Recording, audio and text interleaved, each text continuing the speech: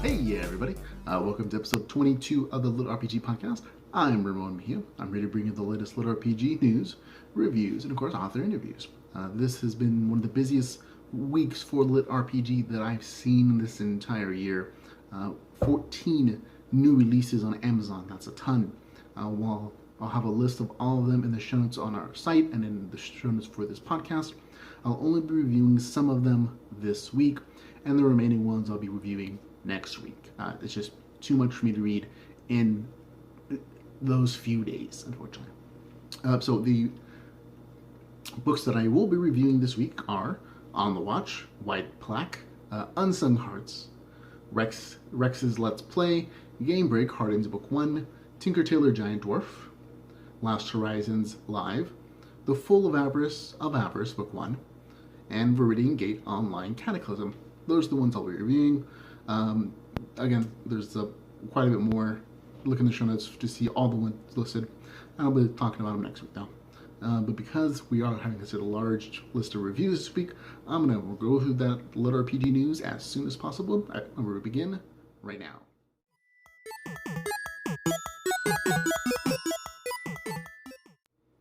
Okay, LitRPG news. We have the Phantom Server box set. The wonderful sci-fi LitRPG series, The Phantom Server, is now available as a Kindle box set for only $9.99.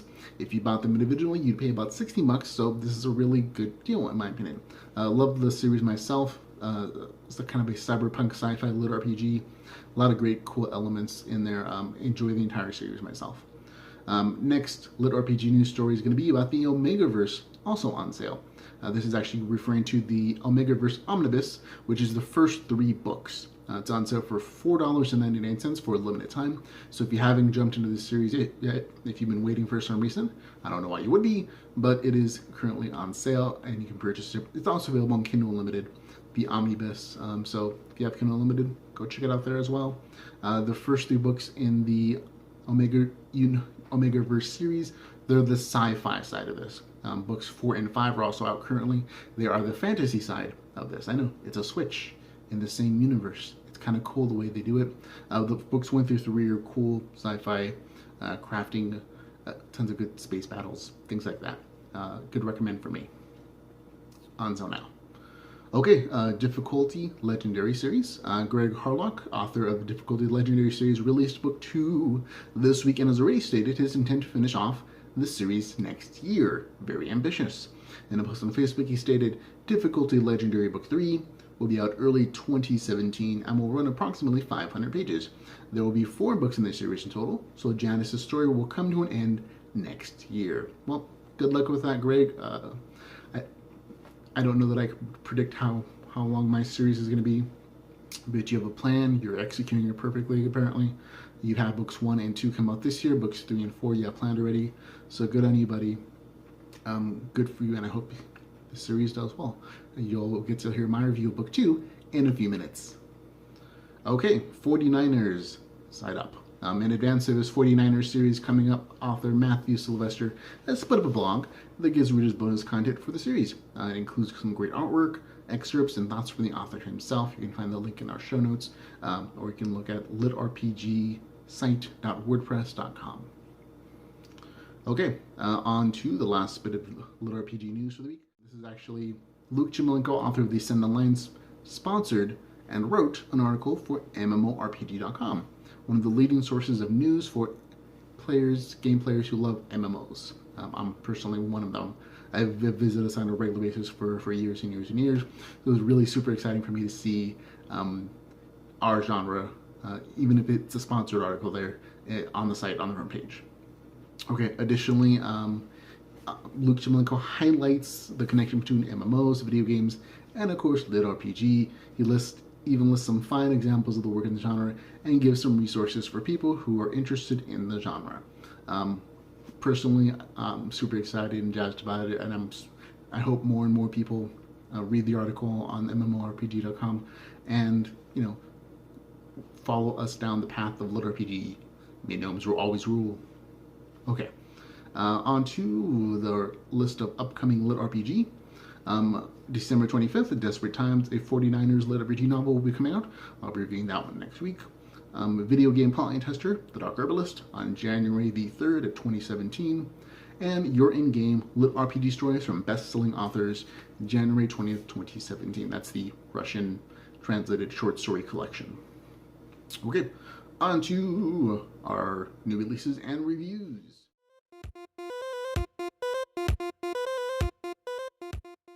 First one in new releases and reviews. This is the full title of this book, On the Watch, White Plaque, Through the Hordes of Heartless Killers. It might be White Plague, but it is actually spelled on the book cover White Plaque, which gives you an indication of some of the issues the story might have. Okay, it is 80 pages, one whole dollar, not 99 cents, but an actual dollar, and it is available on Kindle Unlimited. Now, this is the synopsis from the story that I read. The one that's on there isn't quite, it doesn't do it justice. Vlad, a cop, is sent to befriend the estranged daughter of an infamous criminal in a VR game called Horgar, on the off chance that she's contacted by her father. And his first quest in the game involves solving the mystery of some murderous bunny rabbits. Yep, it's a very interesting premise.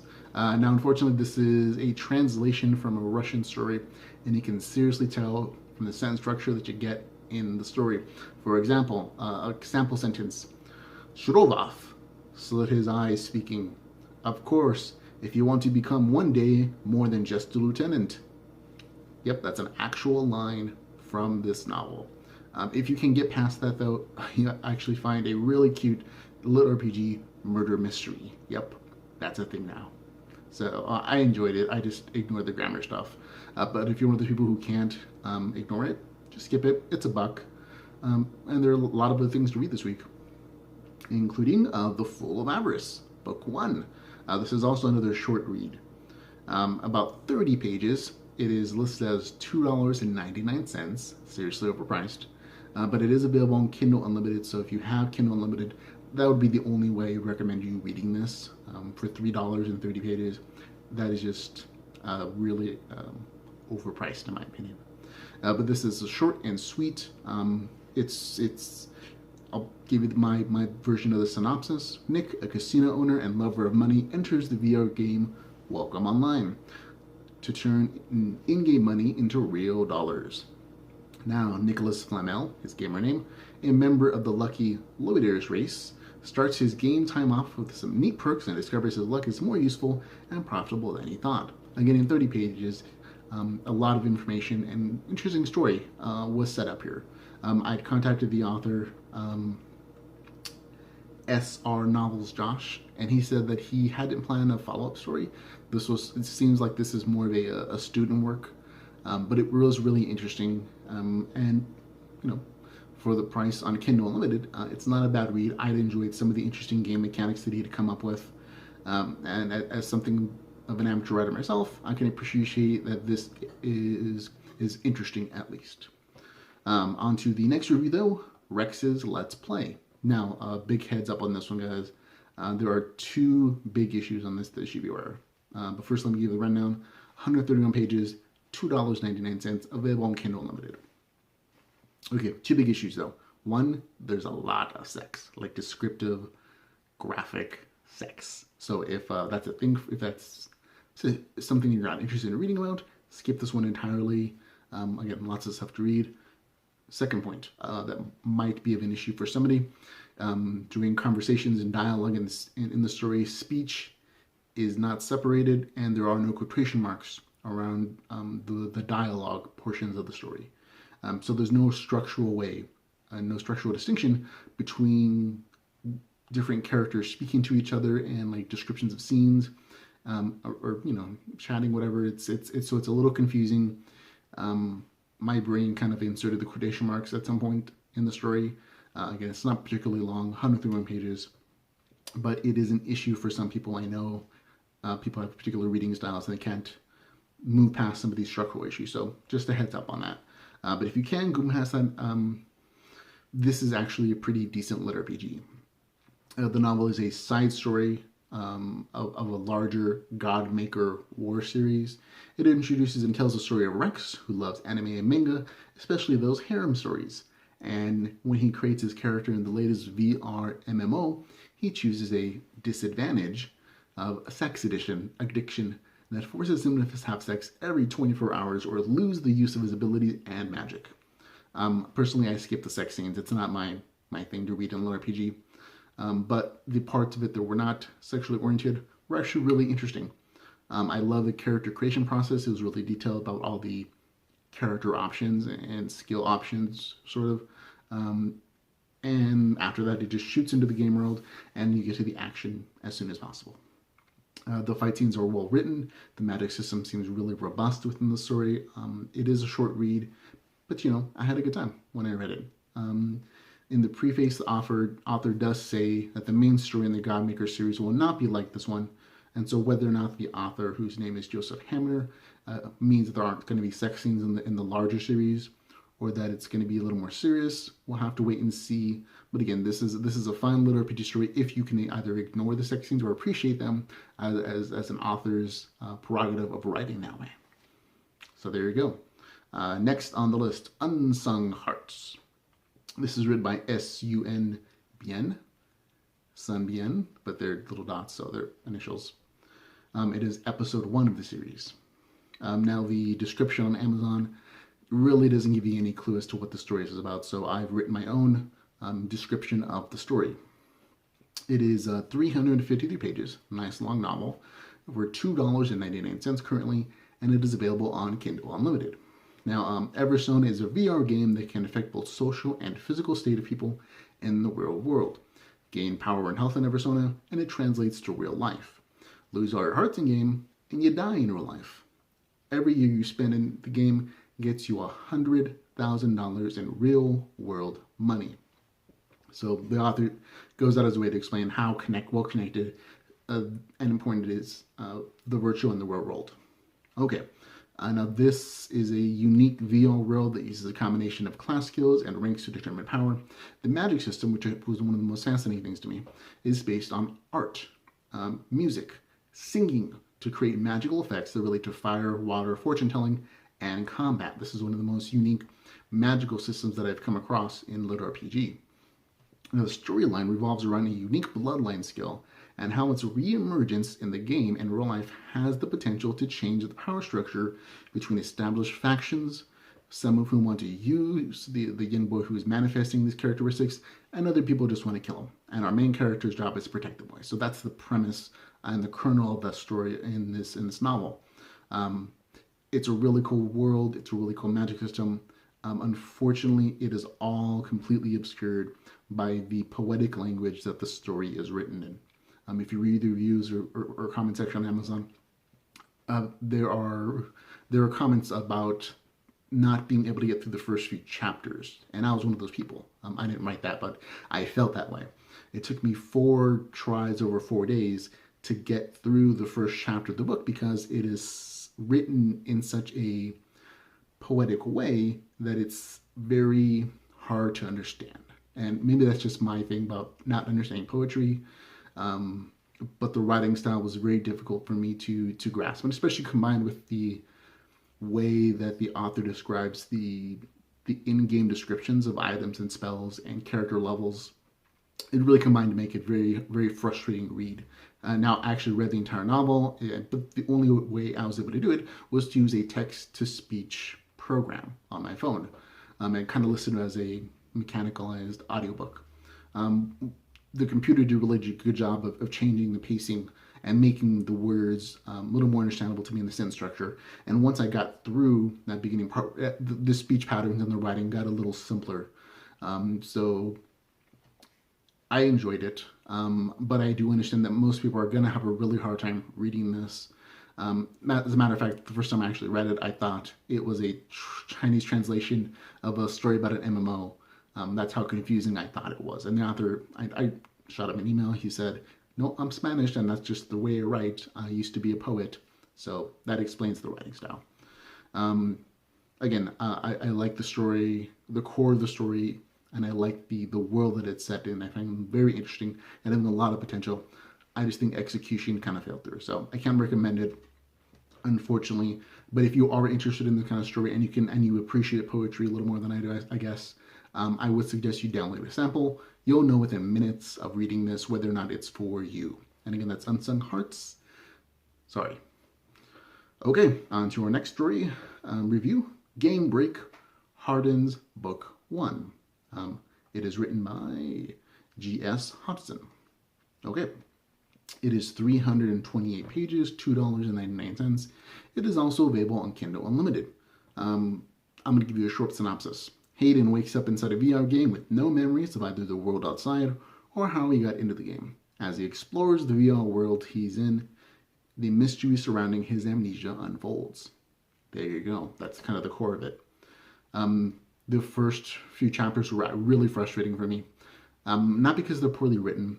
There are just some design elements in the story that I found inconsistent and a little bit, just like little blurs. They disrupted the flow for me a little bit. One, there are a few story inconsistencies. The author says that the main character has no memories of the outside world at all, but apparently he understands social references, cues, language constructs, artificial constructs like in-game baking or women's attitudes towards men being a certain way. And that is kind of inconsistent to me with the idea of total amnesia. I would have rather the author actually address those concepts and said, oh, yes, he has an instinctual feel for these things, or, you know, whatever they're going to do, the author was going to do. But just at least address those kind of plot holes that popped up a little bit. Additionally, the author kind of breaks the fourth wall by defining for the reader certain in-game terms in parentheses, which is unusual to me. So things like, I don't know, player killer. It'll say PK at the regular text as they're speaking between characters, but then the author will put next to PK, player killer, without any additional explanation sometimes. And by putting parentheses, it kind of felt like the author was speaking to me directly, the reader, which broke the fourth wall and some of the immersion in the story. I would much rather prefer just a parenthesis and like a little explanation, parenthesis, or not parenthesis, but a comma, and just go into the story. But that's a choice the author made, and it just didn't really work for me. There are a few other things, but overall, I have to say that putting those little nuances aside at the beginning, the story gets a lot better once the character gets to the first beginner town and explores his class options. Once you get out of, you know, get into some comments and adventure stuff, it gets a lot better. The story smooths out quite a bit as the author doesn't feel the need to explain gaming terms in the way that they chose to explain those gaming terms. Become a much more interesting and better story. I did recommend. I know with all those little nagging things, it's still a recommend for me. I enjoyed it, even if I was bothered by some of those things at the beginning. Okay, on to Tinker Tailor Giant Dwarf. I love the title. That's really just spot on, amazing, good title. By Greg Harlock. This is actually going to be the second book in this series. It is 368 pages, $2.99, and it is available on Kindle Unlimited. Again, second book in this series. The first book is called Difficulty Legendary, and that's also the series title.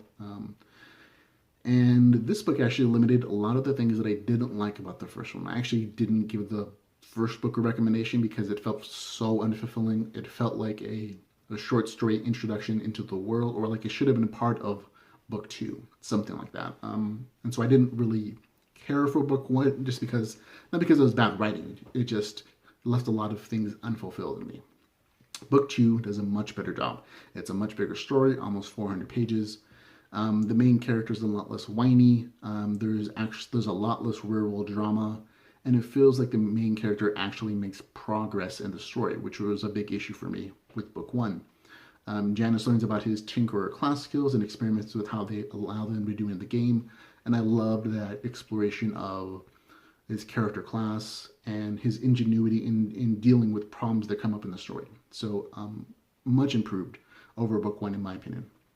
Now there's a larger plot where, you know, Janice had some odd goals of killing the player that killed him in the first book, and that in this game world you only have, there's a permadeath system where if the player's character dies, that's it, it's done. Doesn't matter if you're level 1, 0, or 3000.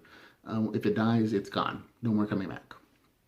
And so the main character in the first book lost his first character kind of unfairly, But then as he gets a second chance in this game world, instead of going after his own goals, becoming powerful, supporting his family in the real world with game currency, he instead kind of focuses on my big goal is to kill the guy who killed me. And that's fine. I understand there has to be a big overarching plot for the series to feel cohesive. That just felt kind of weird. Now, there's also another larger plot line of preventing the return of an evil player after his character died. Apparently, there's a mysterious way to resurrect him, which doesn't seem consistent with the other plot line, in my opinion. But that's me. The parts of the story that I really liked were the ones that had nothing to do with that larger plot. I love just reading about the main character, learning about all the things he could do in his class, leveling them up with skills, crafting, dealing with the in-game PKers, player versus player combat, or environment versus player combat, and using his skills to complete quests, fight monsters, and eventually grow more powerful. The core of what I enjoy about LitRPG are those simple things. I don't necessarily need a huge plot line of stopping Voldemort from coming back or whatever we want to call him. But this is a recommendation for me. I enjoyed it a lot. I just didn't like the larger plot line. It felt a little forced occasionally. But that's my opinion. On to Last Horizons Live. This is 317 pages, $2.99, available on Kindle Unlimited. Last Horizons series is a LitRPG with a very unique perspective. This is actually the second book in the series. The first book is called Last Horizons Beta. And this is, again, the sequel. Same characters. They're coming out from the beta version into the live version of the game. And again, this is a very unique perspective in this series. It's a story of a group of gray-haired gamers, retirees, getting to spend time with their friend in a virtual reality MMO, who is actually dying in real life. In the game, everyone has maximum quality of life and time dilation. They get the most time to spend with their friend who is in real life in constant pain. Now, part of the story is the normal gaming stuff. The game has gone live. These players have returned from the beta with some extra cash that they had earned completing a carnival event. And they're going into adventures, leveling up, getting skills, all that great stuff. And now the other part of the story is a little more endearing and touching to me. It's really about accepting and cherishing the time you have left at the end of your life, and really appreciating your friends and your family when you have them. There are several points in the story that were actually made me a little teary, so be aware of that this is, as much as it is an adventure, it's also an emotional journey, and I loved it. I love when LitRPG stories are different, when they make you feel things and make you think about things. I love that about literature and LitRPG especially. So this is a huge recommend for me, but I would recommend that you read the first book in the series, Last Horizons Beta, just because there's so much reference material from it, and that it'll make it a little easier to understand who all these characters are, and there are quite a few characters, what they were doing in that beta, how it affects them here, why they have enemies all of a sudden. That stuff will make a little more sense if you read Last Horizons Beta before you read Last Horizons Live. So huge recommend for me on this one. Now, the last review, yep, we're almost there, is Viridian Gate Online Cataclysm. It is 243 pages, $3.99, and available on Kindle Unlimited. Real quickly, huge review, huge recommend for me. I do have to disclose, though, just for the sake of honesty, that the author gave me an advanced copy. J.A. Hunter gave me a nice advanced copy about a week ago, just so I would have more time to review it before it came out. Just a heads up on that. So here's my honest review of the story, though. I enjoyed it. It was really fun. If I had to describe Viridian Gate Online in one sentence, it would be a trapped in the game story with a hint of political intrigue. So it was kind of fun. The story doesn't spend much time in the real world since it's going to be destroyed by an asteroid. So all that real world stuff doesn't matter. Instead, it jumps right into Viridian Gate Online, where Jack plans to upload his mind instead of dying on Earth. When Jack, or Grim Jack, as the game character is called, logs into the game, he finds himself in a dungeon and has to escape with a sneaky thief named Cutter. Along the way, he tries to save an old woman and is set on a difficult game quest that will eventually help him establish his character class.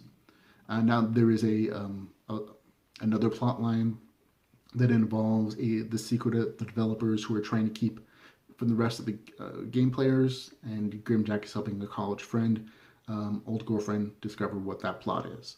So there is some intrigue in there, and that's the political thing I was referring to earlier. But overall, it's just a good adventure story, which is all I kind of asked from a LitRPG story. The fight scenes are memorable. The main character is interesting. I love the character class that he eventually gets. I won't spoil it. And it's interesting. In the game world, the game mechanics, the character classes aren't just cookie cutter mage, tank, thief necessarily.